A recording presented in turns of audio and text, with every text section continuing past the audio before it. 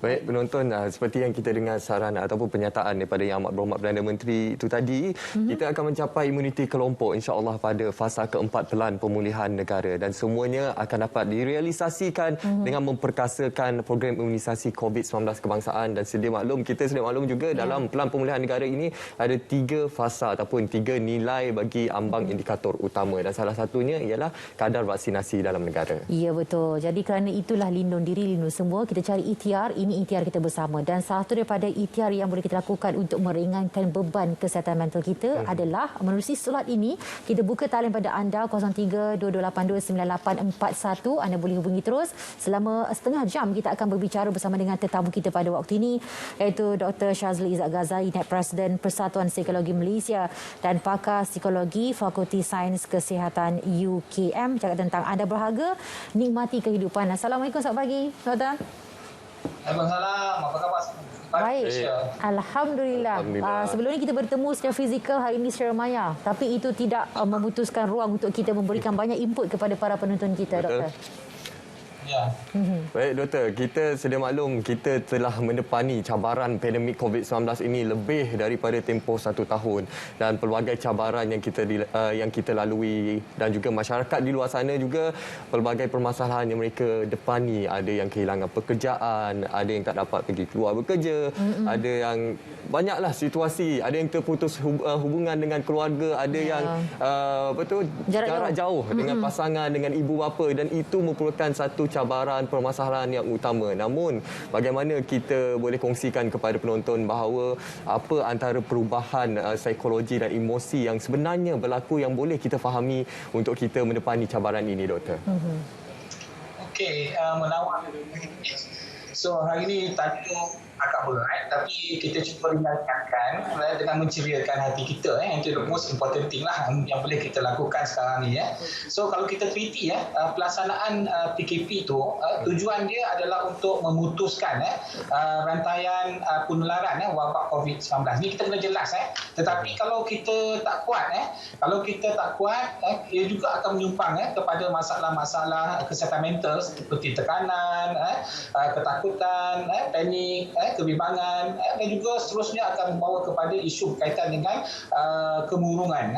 Dan beberapa kajian yang dilakukan dia mendapati beberapa faktor yang menyebabkan berlakunya kebimbangan pada individu. Antaranya disebabkan oleh faktor ekonomi yang sekarang ni kita lalui lah. Susah sangat kita nak keluar mencari pekerjaan, diberhentikan bekerja, gaji kena potong dan ketidakmampuan untuk mendapatkan akses makanan terutamanya di kawasan PKPD dan saya pasti ada mekanisme bantuan dan sebagainya telah disediakan dan semua ini menyumbang kepada isu berkaitan dengan kesihatan mental kita lah, iaitu perubahan dari segi pola tidur kita dah berubah, corak pemakanan kita pun baru tadi disebut pun dah tak selera ataupun terlampau berselera pula, penumpuan kepada seseorang melakukan tugas dan juga aktiviti harian, tahap kemerosotan tekanan mental serta peningkatan kes-kes penyalahgunaan bahan pun ada juga ni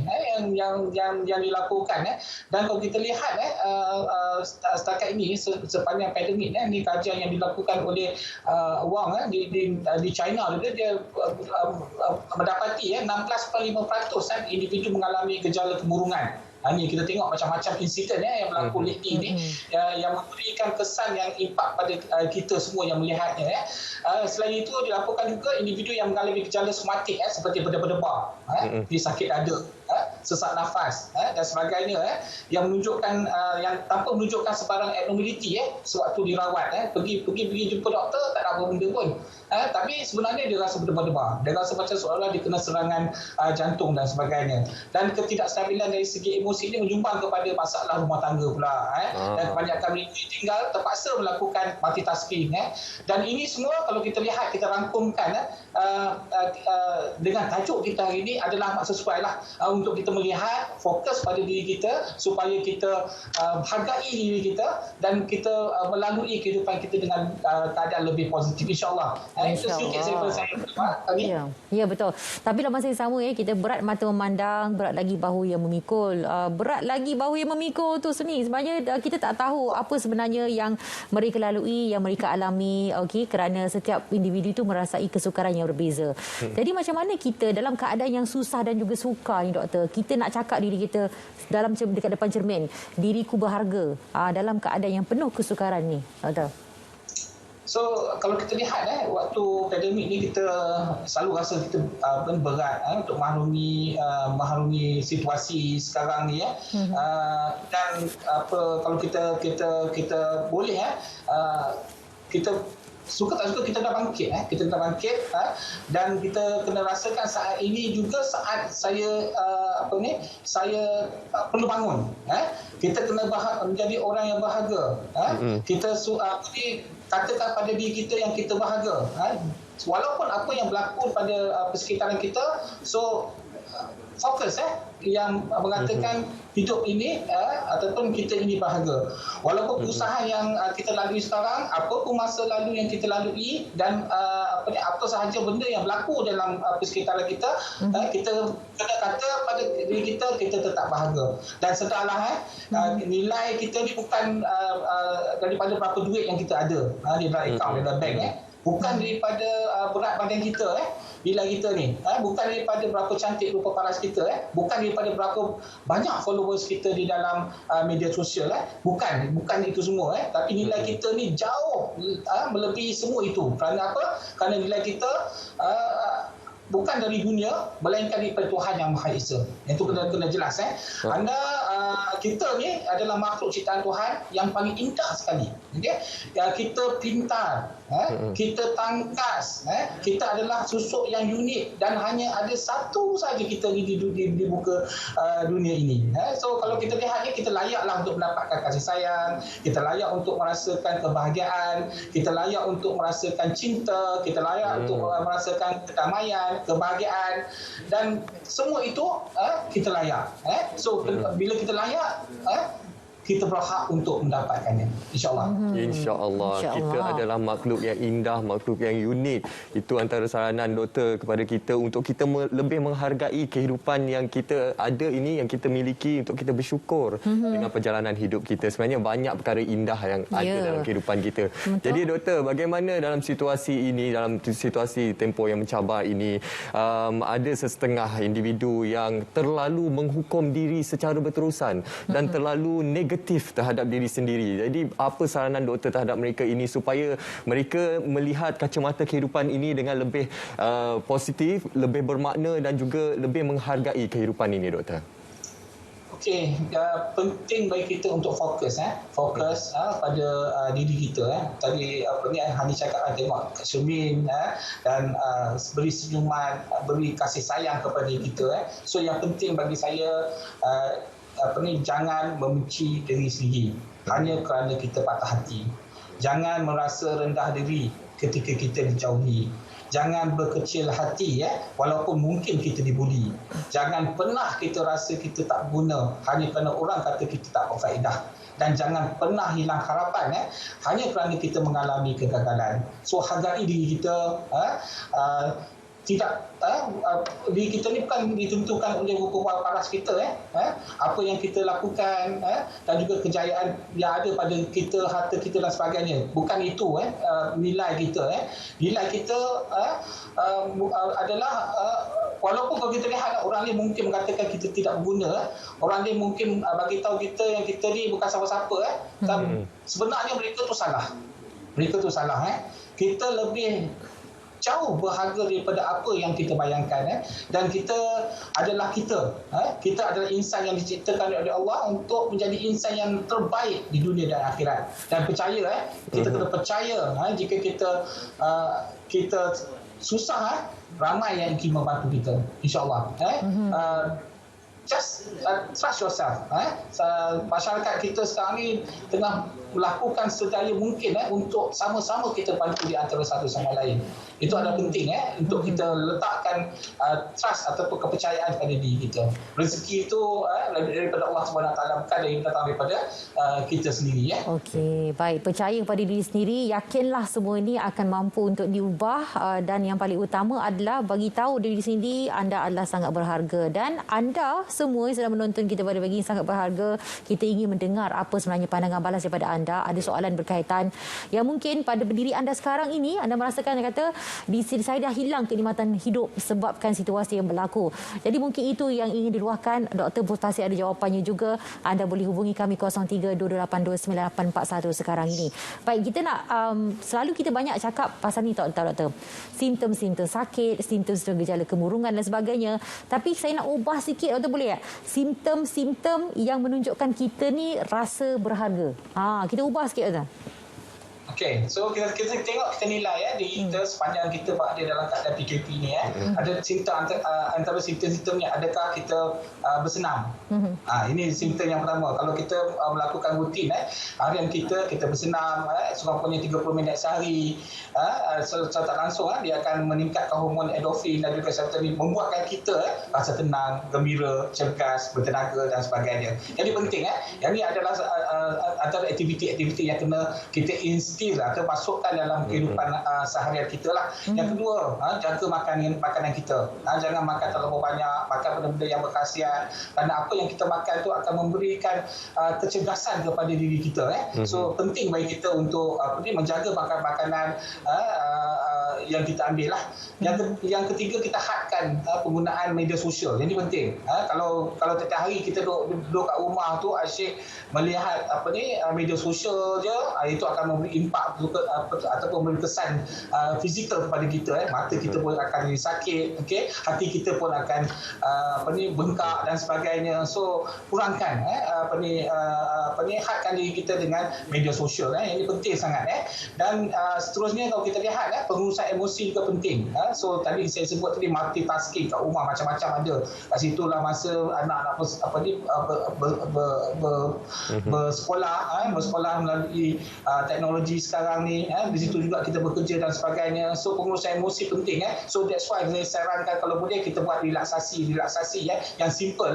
Kalau kita rasa macam terlampau tak dapat mengawal diri, yang paling penting adalah kita kena pasti cara pernafasan kita.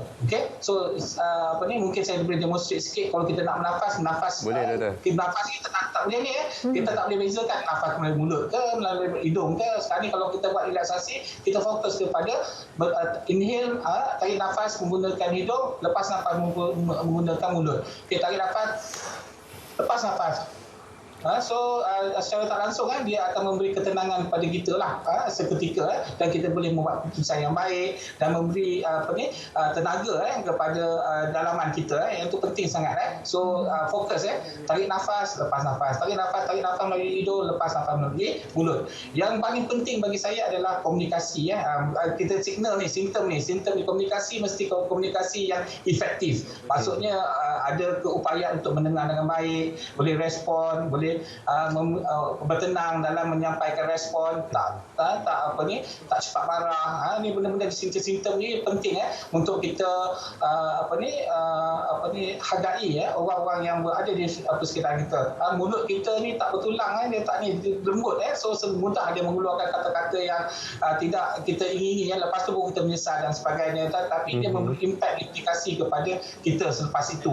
So apa yang kita nak sebut, kita kena rancang dulu, kita kena bertenang, kita kena memberi respon yang positif kepada persekitaran kita. So itu adalah antara selain daripada tadi kita tengok memberi senyuman. Memberi senyuman tu adalah penting sangat pada waktu ketika ini, kerana memberi senyuman juga dia boleh meningkatkan hormon-hormon seronok dalam diri badan kita, supaya kita tidak terlampau berada dalam keadaan kemurungan yang ataupun duka, sedih dan sebagainya yang akan memberi impak kesan kepada pemikiran kita dan juga tingkah laku yang bakal kita lakukan. Itu antara tips-tips ataupun sistem-sistem yang positif yang boleh kita lihat, dan juga scan sepanjang aktiviti kita ketika berada dalam keadaan PKP sekarang ini. Simptom-simptom yang sangat mudah tapi ianya sangat praktikal, sangat membantu untuk kita menangani tekanan dan juga segala permasalahan kita hadapi dalam kehidupan ini, dan juga kita sudah pasti akan mendapatkan banyak lagi informasi dan juga perincian daripada doktor berkenaan topik kita pada hari ini. Tapi sekarang ini kita ada seorang pemanggil di talian sekarang ini. Assalamualaikum. Waalaikumsalam. Saya Zaini. Ya, saya Cik Zaini. Teruskan. Daripada Kuantan. Saya ni sebagai rakyat biasa ni ada sedikit kebimbangan lah berkaitan dengan kejadian kes bunuh diri tak. Kalau kita tengok sekarang meningkat daripada 200 ke atas lah kita tengok ya, daripada sehari ke sehari. Jadi doktor nak tanya apakah satu saranan lah yang boleh dibuat oleh doktor ataupun KKM, dan juga kalau kita tengok ialah pemimpin-pemimpin ni macam mana. Kalau kita tengok ada yang bunuh diri dan sebagainya, kurang sangatlah pemimpin turun tengoklah keadaan tu. Okey, itu sajalah soalan saya pada hari ini. Baik, terima kasih Cik Zaini. Sama. Baik, Doktor. Okey, memang kejadian bunuh diri ini makin terjadi tambah pula dengan paparan dalam media sosial, dalam WhatsApp group dan sebagainya. Tiap-tiap hari kita nampak berlaku kejadian-kejadian tragis di media sosial. Saya sarankan masyarakat di luar sana jangan kongsilah kejadian-kejadian ataupun merakam selain merakam kejadian bunuh diri, kerana ia memberi impak dan juga kesan yang tidak baik kepada kesihatan mental dan juga fizikal kita. Dan kalau kita lihat terdapat 3 kriteria utama yang menyebabkan seorang itu bunuh diri, iaitu putus hubungan dengan orang yang penting dalam hidupnya. Yang kedua, mengalami putus asa ataupun mempunyai cara atau means untuk membunuh diri, dan contohnya seperti menyimpan racun, pistol, pisau, senjata, ataupun dia pernah melihat orang yang melakukan attempt untuk bunuh diri yang boleh jadikan alat untuk bunuh diri. Ini adalah antara perkara-perkara yang kita kena lihat, dan kalau ada perkara-perkara ini di rumah kita, kalau boleh jangan jauhkan dia ataupun kita simpan dia ataupun kita buang perkara-perkara ini, kerana dia akan menjadi rangsangan atau stimulus kepada kita. Kalau kita berada dalam keadaan kemurungan yang tinggi, kita akan terlibat dengan aktiviti kejadian bunuh diri. So apa yang kita sarankan, kita harap sebenarnya saya sebut tadi, komunikasi itu is very important. Kita kena aware dengan persekitaran kita. Kita kena sentiasa dekat dengan masyarakat. So kalau ada berlaku kejadian yang tidak diingini, kita cepat-cepat respons, beri telefon orang-orang yang agensi-agensi yang tertentu untuk diberikan bantuan yang cepat, yang tuntas, yang terbaik supaya kejadian ini dapat dielakkan. So bagi saya awareness, sokongan daripada masyarakat sekitar ni penting sangat. Jangan kita duk asyik merakam dan menyebarkannya, kerana ia contagious. Kejadian ini bila kita tengok dia boleh berjangkit. Ini yang merisaukan kita. Daripada satu kejadian yang attempt, ideation attempt tak berjaya, kepada satu kejadian yang akan mencapai kejayaan. Itu yang kita tak nak. Jadi kejadian contoh yang tidak baik untuk kita menamatkan kehidupan kita dengan cara itu. Bukan cara untuk kita menyelesaikan masalah. So ada banyak cara yang boleh kita lakukan untuk menyelesaikan masalah. Walaupun masalah itu menggunung tinggi, pasti ada, yakinlah pasti ada cara atau jalan untuk kita selesaikan, bukan dengan cara membunuh diri. Setiap permasalahan itu pasti ada jalan penyelesaiannya. Jangan pernah putus asa. Kita perlu sentiasa positif seperti mana saranan doktor tadi. Dan sekarang ini kita ada seorang lagi pemanggil, Encik Muhammad di talian sekarang ini. Assalamualaikum Encik Muhammad. Hello, Assalamualaikum. Waalaikumsalam. Ya, Encik Muhammad, teruskan. Okey, saya ada satu soalan. Okey, yang pertama sebenarnya kita melihat kepada satu skop perubatan lah. Contoh untuk mencegahnya dengan vaksin. Ya, kita setujulah dengan vaksin yang kerajaan sarankan. Okey, yang kedua, kalau kita tengok di data-data di luar negara tentang bagaimana alternatif yang kerajaan luar negara macam Indonesia, India, mereka Filipina, Zimbabwe dan lain-lain negara, mereka menggunakan alternatif seperti ivermectin dan mempunyai data-data untuk mengurangkan tahap untuk merawat penyakit COVID ni kan.